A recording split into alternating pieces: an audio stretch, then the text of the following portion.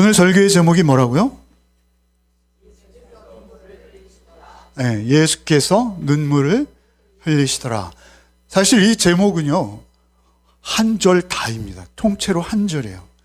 여러분, 성경에서 가장 짧은 절이 어딘지 아십니까? 성경에서 가장 짧은 절. 네. 오늘 우리 설교 제목입니다. 한 절 통째로 설교 제목으로 했습니다. 영어 성경에 보면요, 단어가 2개밖에 없습니다. 헬라어 성경에 봐도 관사가 하나 있을 뿐이지 단어가 2개밖에 없어요. 그래서 성경을 끄는 사람 있지 않습니까? 성경을 장절로 나누었어요. 원래 성경은 두루마리 책에 한 문장으로 쭉 이어지다가 문장이 끝나고 또 한 문장으로 쭉 이어지다 끝나고, 문장이 굉장히 길어요, 보통은. 그런데 이렇게 문장을 한 절로 딱 끄는 것은 굉장히 잘했다. 아시죠? 성경의 장절을 정하신 분이 마차를 타고 급히 인쇄업자에게 가시는 중간에 이걸 나누었다고 해요. 그러니까 이 말씀을 한 절로 하신 거예요. 예수께서 우셨다라는 것. 여러분, 우리가 우리의 인격과 성품이요, 그 사람이 살면서 몇 번 눈물을 흘려요. 남자는 몇 번 웁니까? 네. 그러면 저는 남자가 아닙니다. 근데 어찌되었든 그렇게 우는데, 그렇게 우는 가운데 그 우는 대목을 보면 그의 인격과 성품과 그의 모든 존재가 사실은 그 안에 있습니다. 왜 우느냐? 뭐 때문에 우느냐? 그의 감정과 정서가 어디에 반응하느냐? 이런 것이거든요. 예수께서 우신다라는 건 무엇이죠? 예수님의 마음이 가장 깊이 스며들어 있다라는 것입니다. 예수님의 우시는 것, 예수님이 눈물을 흘리시는 것, 공생애 중에 3번 그렇게 하셨는데 각각 그 배경과 동기가 달라요. 각각 너무 다릅니다. 그런데 그 눈물들 중에, 예수께서 보이신 눈물들 중에 저는 가장 예수님다운 눈물, 예수님이기 때문에만 흘릴 수 있는 눈물, 그 눈물이 오늘 이 본문의 눈물이 아닌가 그렇게 여깁니다. 예수님의 마음을 알 수 있습니다. 이 눈물의 배경과 이 눈물을 흘리신 원인이 예수가 누구신지를 가장 잘 드러내고 있다라는 사실입니다. 그래서 이 눈물을 이해하면 우리가 더 예수께 가까이 나아갈 수 있고, 우리가 이 눈물을 바르게 깨달으면 우리가 더 예수를 우리 안에, 우리의 인격과 우리의 성품 안에 온전히 모셔드리는 기회가 되어질 것이다 라는 것입니다. 이 눈물의 배경과 이 눈물을 흘리신 예수님의 마음을 우리가 더 정확히 아는 나눔이 되었으면 좋겠어요. 사실 이 눈물이 우리의 구원을 이루었다라는 것입니다. 우리의 구원을 이룬 것은 바로 이때 예수께서 흘리신 눈물입니다. 이 눈물이 우리를 구원해 내신 겁니다. 이 눈물을 살펴보도록 하겠습니다. 베다니에 이르셨죠. 베다니는 무엇입니까? 베다니. 여러분, 벳엘, 베들레헴, 베자 돌림이 많죠. 베트는 뭡니까? 집이죠. 집, 베트. 아니는 헬라어로 합성어예요. 그러니까 아니의 집, 이런 거예요. 아니가 무엇입니까? 아니는 가난한 자, 고난받는 자, 낮아진 자, 겸손한 자, 그런 것입니다. 벳아니로 오신 거예요. 가난한 자, 고난 당하는 자, 겸손한 자들이 모이는 곳. 여러분, 벳아니는 인간의 가장 근원적인 슬픔을 그 이름에도 가지고 있어요. 우리 근원적인 슬픔이 무엇입니까? 우리 인생을 살면서 여러분이 가장 슬퍼하시는 대목이 무엇입니까? 그것은 부인할 수 없는 것 하나, 무엇입니까? 죽음입니다. 죽음은 우리의 불가항력입니다. 죽음이 우리를 갈라놓습니다. 죽음보다 더 잔인한 것은 없는 것이죠. 그 죽음과 연관해서 베다니라는 이름은 등장하고 있다라는 것이죠. 그곳에 오셔서 우리가 어제 묵상한 본문이 사실 11장의 핵심이라고 할 수 있죠. 11장 25절 26절 뭐라 하십니까? 예수께서 말씀하시다 나는 부활이요 생명이니 나를 믿는 자는 죽어도 살겠고 무릇 살아서 나를 믿는 자는 영원히 죽지 아니하리니 이것을 내가 믿느냐? 이렇게 물어보시잖아요. 나는 부활, 에고의 의미예요. 내가 부활의 능력이 있는 존재야. 그게 아니라 내가 부활이야. 나는 부활이요 생명이야. 나는 부활이야. 이렇게 말씀하시는 것이죠. 이 말씀을 누가 들었어요? 놀랍게도 마르다가 들었어요. 마르다. 우리가 생각하기엔 마리아에게 하실 말씀 같잖아요. 이 요절 가장 중요한 성경의 핵심인 이 말씀을 마르다가 들었어요. 마르다가 이 말을 듣고 믿음을 고백하죠. 27절에 이르되 주여 그러하여다 주는 그리스도시요 세상에 오시는 하나님의 아들이심을 내가 믿나이다. 놀라운 위대한 신앙의 고백을 해내죠. 너무 교리적이에요, 사실은. 너무 교리적이에요. 그런 배경에서 오늘 본문이 시작하는 거예요. 25절, 26절, 27절을 지금 읽은 거예요. 그리고 28절이 시작돼요. 28절을 같이 한번 읽어봅시다. 이 말을 하고 돌아가서 가만히 그 자매 마리아를 불러 말하되 선생님이 오셔서 너를 부르신다 하니 마리아가 이 말을 듣고 급히 일어나 예수께 나가매 가만히 가요. 가만히 그 자매 마리아. 가만히 그 자매 마리아에게 가서 조용히 부르는 거예요. 가만히라는 이 말은 몰래, 비밀리 이런 의미가 있습니다. 자매로서 애정을 가지고 그에게 아무도 눈치채지 못하도록 마리아와 예수님의 자리를 마련해 주고 싶은 거예요. 여러분, 마르다는 어떤 분이셨어요? 네, 일하는 분, 반찬의 가짓수에 집중하시는 분. 그래서 마리아를 책망하기까지 하고 예수님에게 좀 혼내주세요. 이렇게 말했던, 많이 변한 거예요. 많이 변했고 자매를 진정으로 사랑하는 거예요. 사랑하고 자신이 부활이요 생명이다 선언하신 예수 그리스도로 말미암아 받았던 그 소망과 위로를 자신의 온의인 마리아도 고스란히 받았으면 하는 바람을 가지고 있는 거예요. 가만히 가는 거예요. 가만히 가서 선생님이 너를 뵙자해 이렇게 말하죠. 예수님께서 그런 말씀을 하셨는지 안 하셨는지 모르겠어요. 그러나 어찌되었던 선생님이 오셨어. 마르다는 역시 민첩하죠. 그래서 마을 입구까지 나가서 예수님이 오시는 걸 어떻게 알았는지 예수님을 맞았어요. 그리고 나서 마리아에게 선생님이 너를 부르셔. 그 말을 듣자마자 마리아는 지체 없이 예수께 달려가죠. 자기의 옷매무새, 눈물 자국이 그대로 있었을 거예요. 그가 아무런 머리 손질도 못한 채로 뛰쳐나가는 거죠. 예수님의 이름만으로도 그는 몸이 반응하는 거예요. 그냥 예수님을 얼마나 신뢰하고 사랑했는지 예수의 이름, 선생님이 너를 부르셔 라는 그 이름에 몸이 반사적으로 튀어져 나가는 거예요. 튀어져 나가면서 주님 앞에 가서 무릎을 꿇습니다. 여러분, 우리가 여기서 중요한 교훈이 있어요. 그것은 무엇입니까? 예수의 이름에 우리가 반응해야 됩니다.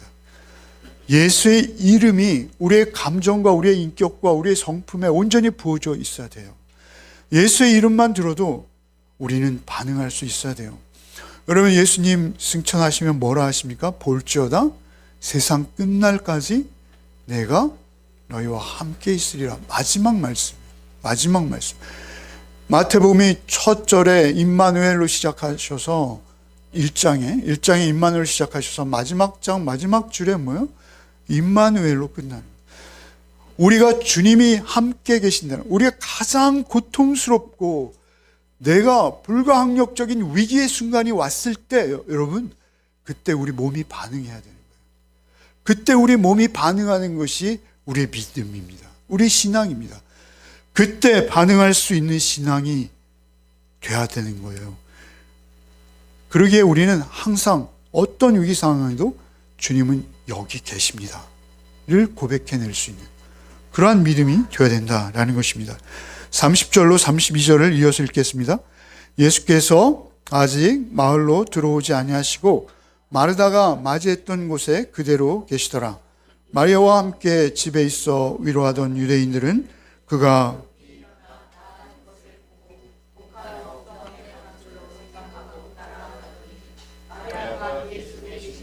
가서 외웠고 그의 발 아래 엎드려 이르되 주께서 여기 계셨더라면 내 오라버니가 죽지 아니하였겠나이다 하더라. 마르다가 마을 입구에서 그 집까지 뛰어갔겠죠. 그죠? 그리고 또 마리아에게 말했고 마리아가 다시 그 장소로 돌아오죠. 상당한 시간이 있었을 거예요. 그런데 예수께서는 뭐라 하세요? 예수는 아직 마을로 들어오지 아니하시고 마르다가 맞이했던 곳에 그대로 계시더라. 이렇게 본문이 말하고 있어요. 왜 기다리셨을까요? 왜? 기다리신 이유가 있을 거죠. 아마 마리아를 별도로 만나고 싶어 하셨던 것 같아요. 마리아를 만나고 싶어 하셨어요. 예수께서는 그 상가에 방문조차 안 하세요. 그러면 그 애곡하는 그 집에 그의 시체를 옮겨 놓거든요. 유대인들은 그 집에 시체를 은구하고 그리고 장례를 치르는데 거기엔 가지도 않으세요. 가지도 않으시고 그냥 바로 무덤으로 가시잖아요. 예수께서는 죽음을 애도하러 오신 분이 절대 아니에요. 죽음과 죽은 자를 살리러 오셨기 때문에 그 조문의 예절을 갖추실 필요가 없죠. 그 달려와서 어떻게 했다 합니까? 마리아가 발 앞에 엎드립니다. 엎드려요. 상심했고 예수님을 많이 의지했던 그녀가 예수의 발 앞에 엎드리시는 것. 여러분, 이것은 그의 마음이에요. 여러분, 엎드린다라는 이 단어는 신약에서 우리가 또 주목하는 단어죠. 엎드리는 건 뭐예요? 경배하는 거예요. 경배하는 거. 발 앞에 엎드린다라는 건 절대자 앞에 내가 예배하는 거예요. 그 태도가 엎드리는 거예요. 마리아의 모습은 늘 엎드리는 모습이에요. 여러분, 예수께서 그 집에 먼저 오셨을 때 말씀을 전하시죠. 말씀을 전하기 시작하자 마르다는 분주한데 마리아는 어떻게 합니까? 그 발 앞에 와 앉죠? 엎드린 거예요. 그 발 앞에 이렇게 표현하거든요. 여러분, 마리아의 가장 인상적인 장면은 무엇입니까? 예수님의 발에 엎드려 기름을 붓고 머리털로 발을 씻기시는 그 마리아 아닙니까? 그 마리아예요. 그 마리아는 늘 예배자의 모습이에요. 예수님을 뵐 때마다 그는 그의 발 앞에 있었어요. 항상. 그녀는 그 원망과 아쉬움, 왜 이제 오셨습니까? 사실은 이건 인간의 한계예요. 우리의 고백일 수밖에 없어요. 우리는 늘 과거를 봅니다. 그때 내가 좀 일찍 팔았으면. 뭐요? 죄송합니다. 집을 파시는 분은 집이라 하고 또 뭘 파시는 분은 또 뭐라. 그때 내가 의사한테 좀 갔었으면. 내가 그때 if인 거죠. if. 그때 예수님이 좀 오셨으면. 원망할 수밖에 없는 게 우리의 한계예요. 그렇게 원망하죠. 원망하는데 그 원망도 사실 예배자의 태도인 거예요. 그 예배자의 태도 앞에서 예수님 앞에 자기의 마음에 있는 것을 토해낼 때 놀라운 예수님의 능력이 임하기 시작하는 것입니다. 사실은 우리가 모든 고민과 우리의 삶의 문제점, 이런 거 다 우리가 예배자라면 가지고 나가는 거예요. 지금 마리아와 마르다의 죽음의 냄새가 진동하고 있습니다. 그 큰 슬픔과 그 이별 앞에 얼마나 두 오누이가 오라비 하나를 의지했겠어요. 오라비가 그들에게는 아버지였고 어머니였고 모든 것이었습니다. 그 오라버니가 떠난 그 슬픔과 상실감 속에서 그는 즉시 예배의 자리로 나가는 거예요. 예배자의 태도가 되는 거예요. 여러분, 예배가 우리를 살리는 줄 믿습니다. 여러분 주일이요? 여러분의 부담이십니까? 아닙니다. 주일이 여러분을 끌고 가는 거예요. 여러분, 우리가 예수 앞에 있는 게 힘이요 능력이요 우리의 기쁨이요 충만함이라는 것입니다. 그렇게 마리아가 와서 예수 앞에 엎드릴 때 그가 이제 생명의 길로 그의 인생의 궤도가 바뀌는 전환점이 시작되는 것입니다. 여러분 33절 한번 읽겠습니다. 예수께서 그가 우는 것과 또 함께 온 유대인들이 우는 것을 보시고 심령의 비통히 여기시고 불쌍히 여기사. 예수께서는 마르다 마리아는 물론이요 거기에 모인 사람들이 우는 것을 보시고 두 가지 감정을 느끼세요. 두 가지 감정을 두 단어로 표현했어요. 첫째는 뭐예요? 심령의 비통히 여기셨습니다. 비통히. 여기서 비통히 여기셨다라는 이 헬라어는요, 말이 콧숨을 거세게 몰아쉬는 그 모습이에요. 콧숨을 거세게 몰아쉬다. 이런 의미가 있어요. 이것은 슬픔을 넘어서는 격렬한 분노입니다. 분노예요. 그 심령의 비통히 여기사 분노하시는 거예요. 왜 분노하실까요?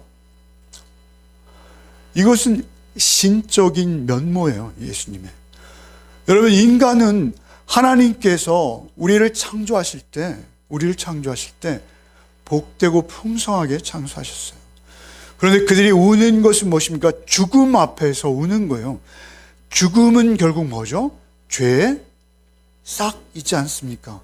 죽음은 죄의 대가입니다. 죄의 싹이 죽음이에요. 그 죽음으로 인해서 그들이 슬퍼하고 우는 모습들을 보시며 예수께서는 분노하시는 거예요. 그 죽음과 죄의 세력, 죄와 죽음의 세력, 그 사단이요, 마귀적인 그 죄와 죽음의 세력을 보시면서 분노하실 수밖에 없는 거예요. 대적 마귀를 향한 분노이시면서 창조주의 거룩한 분노인 거예요. 이게 거룩하신 분노예요. 예수님의 신성입니다. 그런가 하면 두 번째 뭐라 하세요? 불쌍히 여기셨다. 불쌍히 여기셨다. 두 번째는 불쌍히 여기셨다는 거예요. 여러분, 이 헬라어는 제가 여러 번 설명드렸고, 한 번은 이 단어 하나로 제가 설교 한 편을 했던 적도 있어요. 기억하십니까? 스프랑크니 조마이. 기억하세요? 스프랑크니 조마이. 기억이 안 나시죠? 예. 스프랑크니 조마이라는 이 단어를 설명하면서 길게 중국의 적벽을 이야기하면서 새끼 원숭이와 어미 원숭이의 단장 말씀드렸죠. 단장. 이 스프랑크니 조마이라는 단어는요, 창자가 끊어지듯 이라고 중국인들은 가진 고사성어가 있는데, 헬라어의 고사는 창자가 파도치는, 내장이 뒤틀리는 긍휼함이에요. 내장이 뒤틀릴 정도의 불쌍함이에요. 불쌍한 여기는 거예요. 그냥 감정적으로 불쌍하고 민망히 여기시는 거예요. 그 비통함과 불쌍함이 동시에 일어나는 거예요. 죄와 죽음의 세력을 보시는 비통함이 있고요. 거기에 그들의 체화되어서 그냥 그들의 입장과 그들이 그 대적 마귀의 권세 아래서 신음하며 울며 통곡하는 모습에 그냥 동화되시는 거예요. 그래서 그들이 느끼는 아픔을 그대로 느끼시는 거예요. 그래서 이것을 신인, 여러분, 하나님의 속성과 인간의 속성을 동시에 다 가지신 그 예수님의 성품이, 신성과 인성이 여기서 겹치는 거예요. 겹치면서 34절, 35절을 읽겠습니다. 이르시되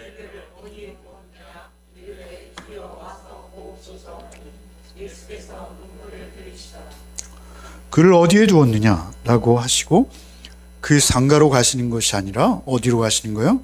무덤으로 가세요. 주여 와서 보옵소서 하니 가시는 거예요. 그리고 그 무덤 앞에 서자 그냥 우시는 거예요. 그냥 우시는 거예요. 이미 불쌍히 여기셨어요. 그런데 또 우세요. 우시는 거예요. 그런데 여기서 헬라어는요, 사람이 운다라는 표현을 할 때 굉장히 다양한 표현들이 있어요. 제가 보는 주성에는 한 6, 7가지를 소개해 놨더라고요. 너무 복잡해요. 근데 여기서 운다라는 헬라어는 조금 달라요. 앞에서 사람들이, 유대인들이 울고, 예, 마르다가 울고, 이런 헬라어랑 다르다는 거죠. 여기서의 울음은 조용한 울음이에요. 앞에서 울음은 막 통곡하는 거죠. 애곡하는 거죠.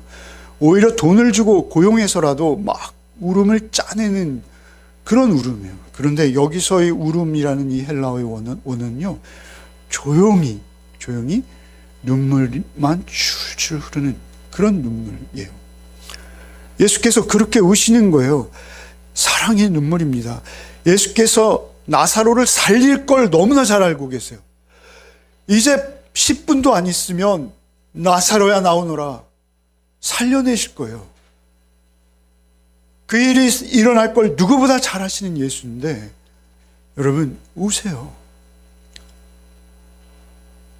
너희들 울지 마, 내가 가서 살려낼 거야, 이렇게 말씀하시지 않고 예수님이 우세요. 왜 우실까요? 왜 우실까요? 동정하시는 거예요. 여러분, 히브리서 4장 15절에 우리에게 있는 대제사장은 우리의 연약함을 동정하지 못하실 리가 아니요 모든 일에 우리와 똑같이 시험을 받으시니로되 죄는 없으시니라.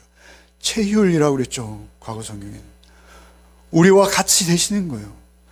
체휼하시는 거예요. 마리아와 마르다가 경험하고 있는 그 울음, 그 슬픔보다 더 큰 슬픔으로 동화되시는 거예요. 그냥 똑같아지시는 거예요. 주님께서 우리의 고통을 아시는 분이에요. 우리의 고통을 모르시지 않아요. 우리가 고통당할 때, 우리가 깊은 고통, 정말 이 고통은 나밖에 모를 거야, 아니요. 그 고통 때문에 주님은 오셨어요. 그 고통을 체휼하러 오셨어요. 그 고통을 경험하러 오셨어요. 우리가 나만 아는 고통이야 라고 말한다면 벌써 주님을 모르는 거예요. 우리가 어떤 고통 안에, 어떤 신음, 어떤 상황 속에 있어도 예수님은 와 계십니다. 우리 옆에 와 계십니다. 특별히 우리가 더 큰 고통일 때 더 가까이 오십니다. 함석헌이라는 목사님이 계셨는데요, 그분의 책을 읽어보면요, 한 가지 사상이 관통하고 있어요. 그건 뭐냐면, 눈물은 하나님을 보게 하는 프리즘이다, 이런 말을. 눈물은 하나님을 보게 한다는 거예요. 우리가 울 때 비로소 하나님을 향할 수 있다는 거예요. 우리의 고통, 우리의 고난, 우리의 어려움, 그때 우리가 성도가 맞고 믿는 자라면 하나님을 보게 돼 있는 거예요. 우리의 눈물은 사실 하나님이 가장 가까이에 와 계신 것을 경험하는 거예요. 주께서는 우리의 눈물을 닦아주시기 원하시고요, 우리의 상처를 닦아주시기 원하십니다. 주님의 가장 따뜻한 손길이 요즘은 가장 어려운 순간에 가장 가까이 와 계신 것을 믿으시기 바랍니다. 그래서 나는 부활이요 생명이다 라는 주님의 선포를 듣고도 그 무지한 영적 무지와 불신앙으로 비탄의 눈물을 흘리고 있는 그들 앞에서 여러분, 동정과 안타까움을 가지고, 한 주석가는 이 대목을 이렇게 표현해요. 이것은 하나님의 뜨거운 마음이요, 하나님의 심장이다. 하나님은 영이시죠. 하나님의 영이세요.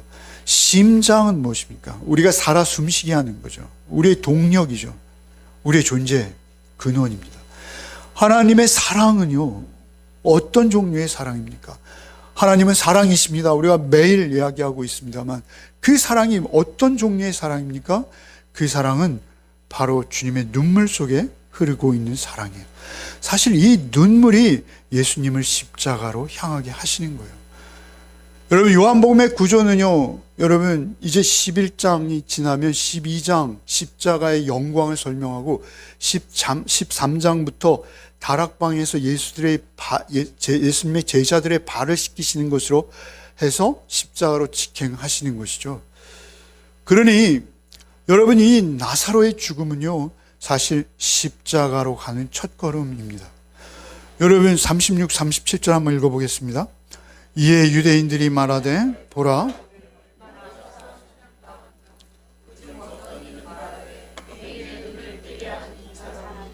그 사람은 죽게. 유대인들은 무지하죠. 두 가지 반응이 나타납니다. 얼마나 사랑했으면 저렇게 울어? 라고 하는 거죠. 이것은 아주 인간적인 친밀함은 느꼈으나 아주 감상적인 그 생각에 머무는 거예요. 그런가 하면 또 다른 분은 어떻게 말합니까? 맹인의 눈을 뜨게 하니가 이 사람은 죽지 않게 할 수 없냐? 좀 일찍 와서 죽지 않도록 할 수 없었어? 라고 눈물을 보면서 비아냥거리는 거예요. 아주 냉소적인 불신입니다. 그런 상태에서 예수님은 십자가로 가기 시작하시는 거예요. 여러분, 이 사망의 권세가 외부적으로 몰려오고 있습니다.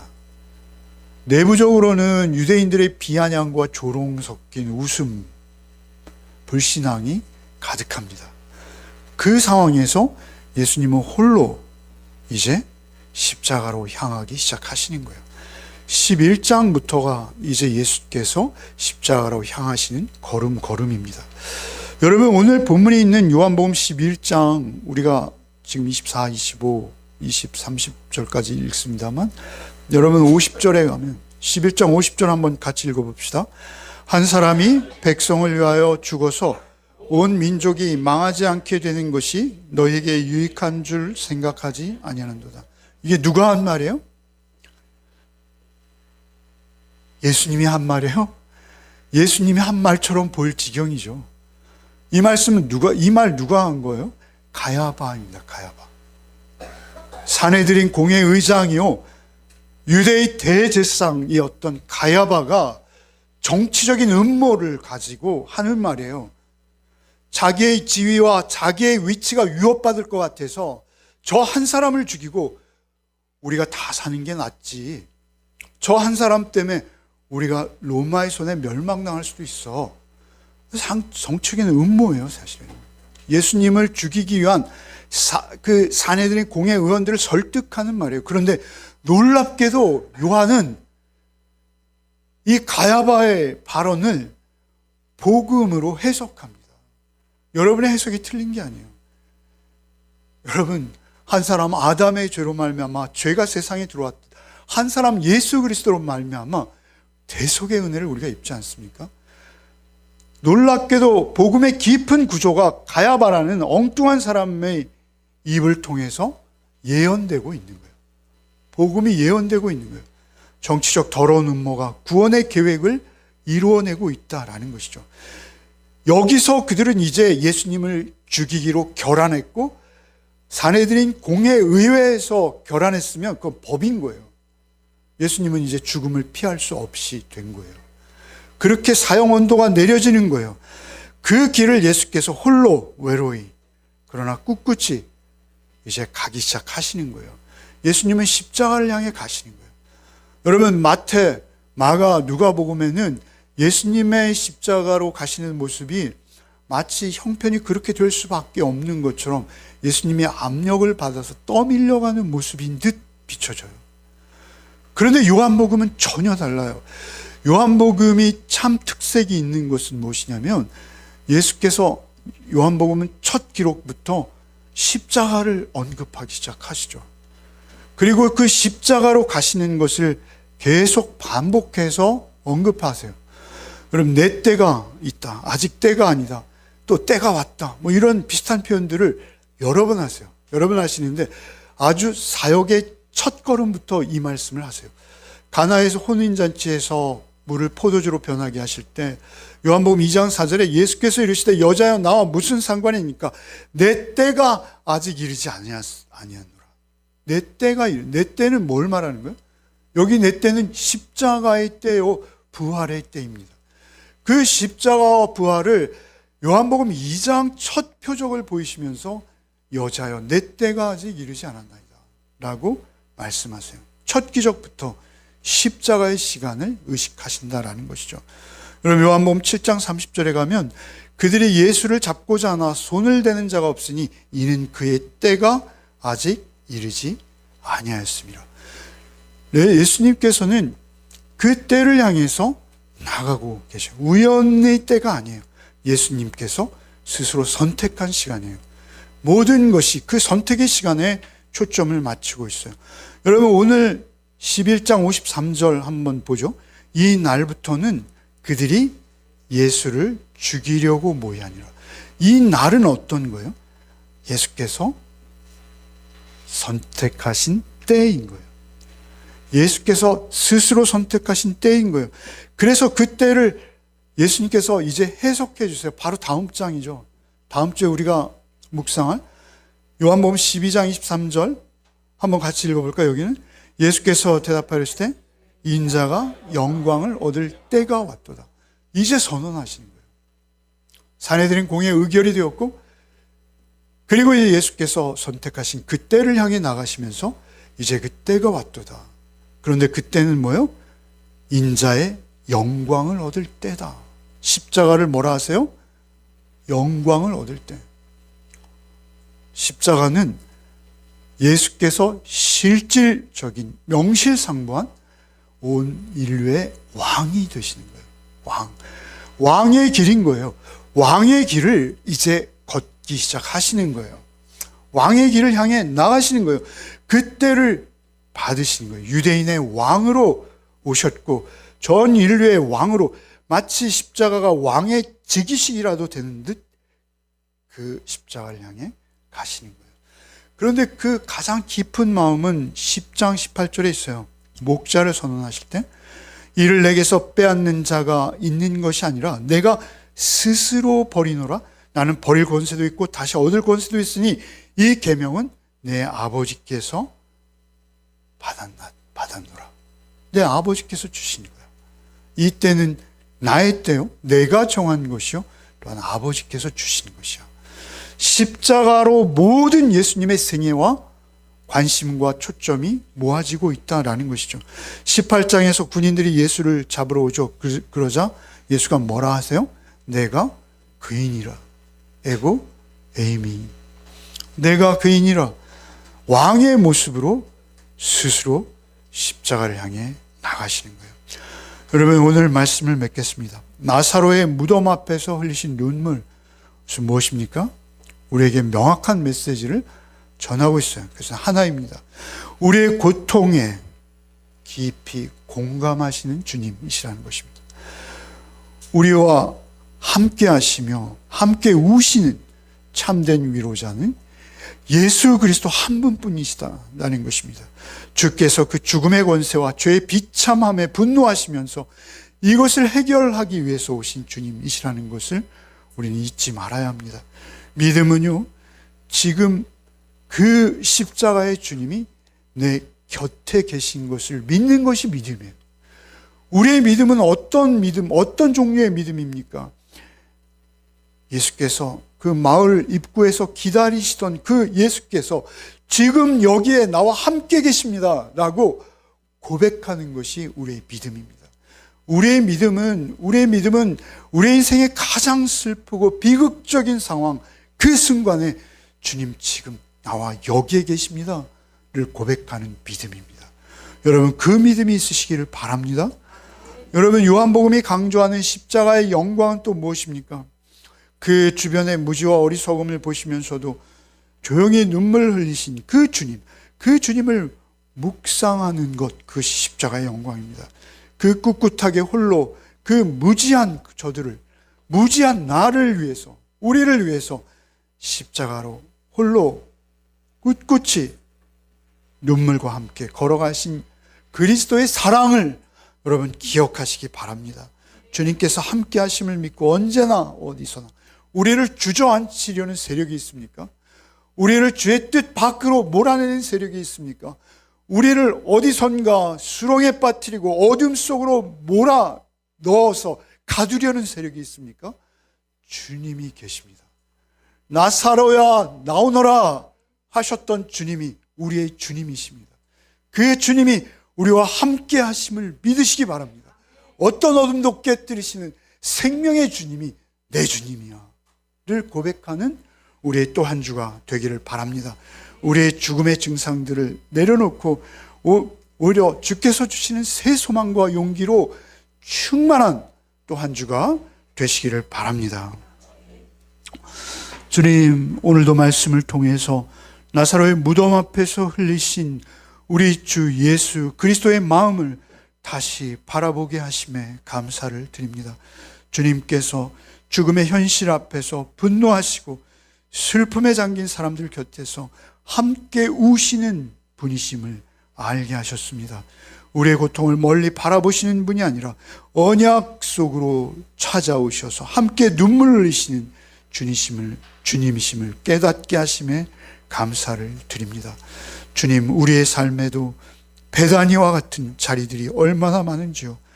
우리의 가난과 고난과 슬픔이 머무는 자리들이 얼마나 많은지요. 때로는 죽음 같은 절망이 드리운 자리조차 우리의 삶 속에 있음을 고백합니다. 그러나 주님, 그때도 이미 주님께서 내 옆에 계신 사실을 믿게 하여 주시옵소서. 우리가 슬픔 속에 있을 때에도 주의 부르심을 듣고 마리아처럼 지체하지 않고 주님께 달려가 경배하며 예배의 자리로 회복하는 우리 모두가 되게 하여 주시옵소서. 우리를 살리기 위해 홀로 십자가 길을 걸어가신 주의 사랑을 깊이 묵상하는 한 주가 되게 하시고 그 사랑 앞에 우리의 삶이 날마다 새로워지는 또 한 주가 되게 하여 주시옵소서. 우리를 사랑하셔서 눈물로 품어주시고 십자가로 살려주신 예수 그리스도의 이름 받들어 기도하옵나이다.